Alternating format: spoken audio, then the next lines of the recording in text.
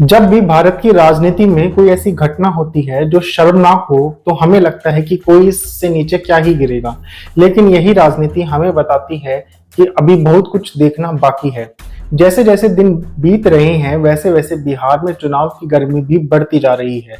आरोप है कि राहुल गांधी की यात्रा में पीएम मोदी और उनकी मां को कथित तौर पर गाली दी गई। जिसने गाली दी है उस व्यक्ति को पुलिस ने गिरफ्तार कर लिया है। किसी को गाली देना या अपशब्द कहना बिल्कुल भी बर्दाश्त नहीं होना चाहिए। कानून के हिसाब से आरोपी को सजा भी मिलनी चाहिए। इसमें कोई लेकिन या किंतु परंतु का स्थान नहीं होना चाहिए। ऐसे संवेदनशील मामलों में अब जो हो रहा है वह भी कम निंदा करने वाला नहीं है। इस मामले में शुक्रवार को पटना में बीजेपी और कांग्रेस कार्यकर्ता आपस में भिड़ गए। दोनों ही पार्टियों के नेता और कार्यकर्ता एक दूसरे पर पहले हाथापाई करने के आरोप लगा रहे हैं। कौन सही कह रहा है कौन गलत कह रहा है फिलहाल अभी साफ नहीं है। पीएम मोदी और उनकी मां को कहे गए अपशब्द को लेकर निंदा करना जायज है, लेकिन इसकी आड़ में गुंडागर्दी जायज नहीं हो सकती है। बीजेपी के निशाने पर अब राहुल गांधी हैं, क्योंकि जिस वक्त अपशब्द कहे गए राहुल गांधी मंच पर मौजूद थे। हालांकि इस मामले में राहुल गांधी का नाम क्यों आया नहीं पता। क्या राहुल गांधी ने ऐसा कहने के लिए कहा था या उन्होंने प्रोत्साहित किया था, मुझे इसके कोई प्रमाण नहीं मिले हैं। आपको मिले हों तो जरूर बताना। मैं खुद अगली वीडियो में इस प्रमाण के साथ बात करूंगा। कांग्रेस नेता पवन खेड़ा ने इस मामले पर कहा कि पीएम मोदी और उनकी मां के खिलाफ जो टिप्पणी की गई है वह इन्हीं भाजपा के एजेंट ने की है। वे केवल मुद्दा बनाना चाहते हैं ताकि लोगों का वोटर अधिकार यात्रा से ध्यान भटका सकें। इनकी चोरी पकड़ी गई है इसलिए यह लोग बौखलाए हुए हैं। वह व्यक्ति कौन है जो गिरफ्तार हुआ है, वह किसका आदमी है, आप पता लगाइए। जनता सब देख रही है और पूरा देश भाजपा की गुंडागर्दी को देख रहा है। आरोप प्रत्यारोप एक तरफ है, लेकिन जिस तरह दोनों पार्टियों के कार्यकर्ता और नेता भिड़े हैं उससे यह सोचने पर मजबूर होना पड़ रहा है कि आखिर ये किसी पार्टी के लिए काम करने वाले लोग हैं या गुंडे। इस वीडियो में बात करेंगे इसी मुद्दे पर।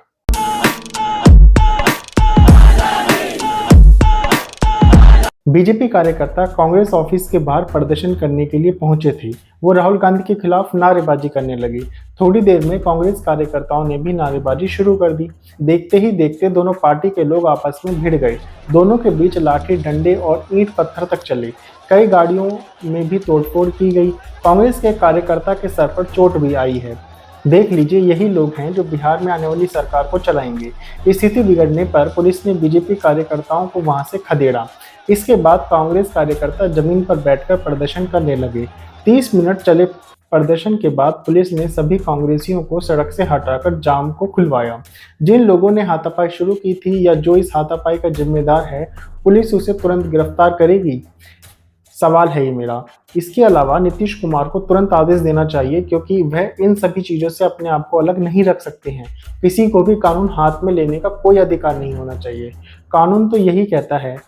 वो बात अलग है अगर सरकार में रहने वाले लोग अपने आप को कानून से ऊपर समझ लें, तो फिर क्या ही कहा जा सकता है। इस मामले में केंद्रीय गृह मंत्री का बयान आया है। उन्होंने कहा, राहुल गांधी की यात्रा में पीएम मोदी की माताजी के लिए अपशब्द बोलकर कांग्रेस ने सबसे घृणित काम किया है। जिस प्रकार की राजनीति राहुल गांधी ने शुरू की है वो हमारे सार्वजनिक जीवन को ऊंचाई नहीं देगी। ये आज से नहीं है। नरेंद्र मोदी जब से पीएम बने तब से सोनिया, राहुल गांधी, मणिशंकर अय्यर ने प्रधानमंत्री को गालियां दी हैं। राहुल गांधी या सोनिया गांधी ने कब कब पीएम मोदी को गाली दी, ये भी अमित शाह को बता देना चाहिए था। खैर, इस पूरे मामले में राहुल गांधी की भी प्रतिक्रिया आई है। राहुल गांधी ने एक्स पर लिखा, सत्य और अहिंसा के आगे असत्य और अहिंसा नहीं टिक सकते। मारो और तोड़ो, जितना मारना तोड़ना है। हम सत्य और संविधान की रक्षा करते रहेंगे। सत्यमेव जयते। राहुल गांधी के ट्वीट से लगता है कि इस मामले में किसी न किसी तरफ से कुछ तो छुपाया जा रहा है। बिहार के मुख्यमंत्री नीतीश कुमार ने एक्स पर लिखा, ये घटना अत्यंत अशोभनीय है और मैं इसकी निंदा करता हूं। पीएम मोदी को गाली देने के मामले में दरभंगा पुलिस ने गुरुवार देर रात रिजवी उर्फ राजा नाम के एक युवक को गिरफ्तार किया है। रिजवी पिकअप ड्राइवर है। इस मामले में बीजेपी ने पटना के गांधी मैदान थाने में एफआईआर के लिए आवेदन दिया है। भाजपा प्रवक्ता दानिश इकबाल और कार्यकारिणी सदस्य कृष्ण सिंह ने राहुल गांधी के खिलाफ थाने में शिकायत दी है। हालांकि केस दर्ज नहीं हुआ है। कांग्रेस नेता दिग्विजय सिंह ने दरभंगा में महागठबंधन के कार्यक्रम में प्रधानमंत्री मोदी के खिलाफ कथित तौर पर अपमानजनक टिप्पणी वाले एक वीडियो पर कहा कि यह बयान किसने दिया या किसका यह बयान है, इसकी जांच होनी चाहिए। कांग्रेस का कोई व्यक्ति नहीं चाहेगा कि प्रधानमंत्री या उनके निजी परिवार पर अपशब्द कहे जाएं। यह कांग्रेस की संस्कृति नहीं है, कार्रवाई की जानी चाहिए।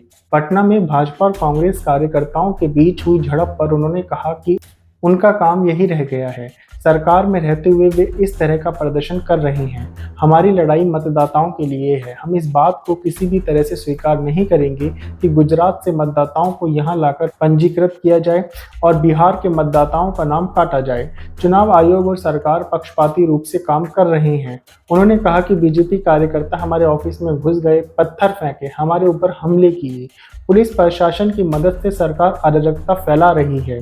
पहले से पता था यहाँ प्रदर्शन होगा तो सुरक्षा क्यों नहीं दी गई। आपका इस पूरे मामले पर क्या कहना है जरूर बताइएगा। इस वीडियो में फिलहाल इतना ही। मैं मिलूंगा आपसे अगली वीडियो में, तब तक के लिए नमस्कार।